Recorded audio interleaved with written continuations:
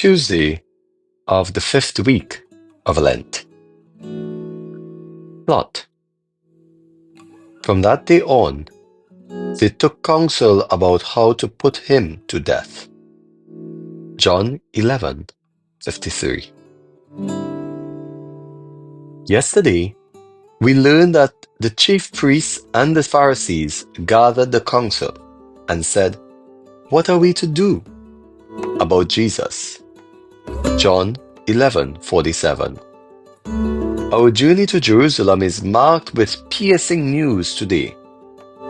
For the result of that meeting, from that day on, they took counsel about how to put him to death. John 11:53. There is now a plot to kill Jesus. At this point in the journey, Mary and the 12 apostles have heard Jesus predict his passion, death, and resurrection 3 times. See Luke 9:22, 9:44, 18:31-33. With each prediction, the reality of what awaits in Jerusalem sinks in a little more. Mary has heard her son, and his word is enough for her. So when they eventually learn of a plot against Jesus, it is probably not a surprise for her. But Mary understands better than anyone who Jesus is, his mission, and the cost of his radical obedience to the Father. The one Bible verse that best describes the heart of the Blessed Mother is in the words she spoke at the Annunciation. "Behold, I am the handmaid of the Lord. Let it be done to me according to your word." Luke 1:38.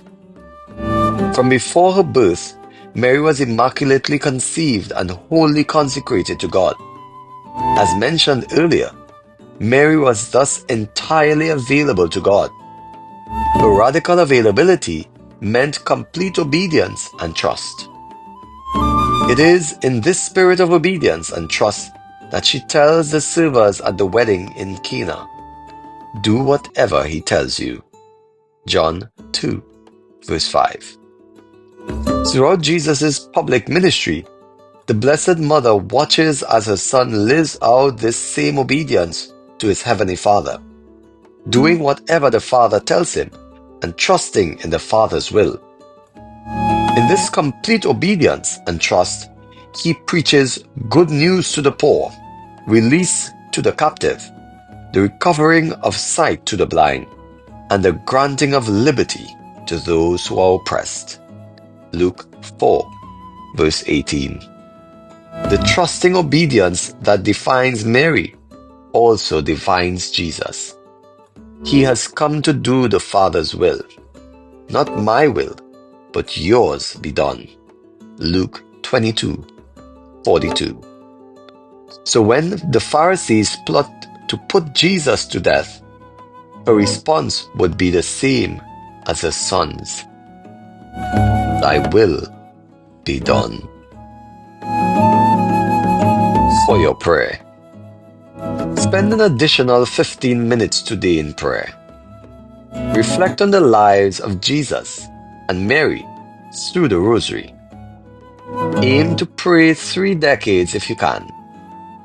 At the end of each decade, pause for a few minutes in silence and ask Mary to look at you. Ask Mary what was in her heart after it was confirmed that others were plotting to kill her son.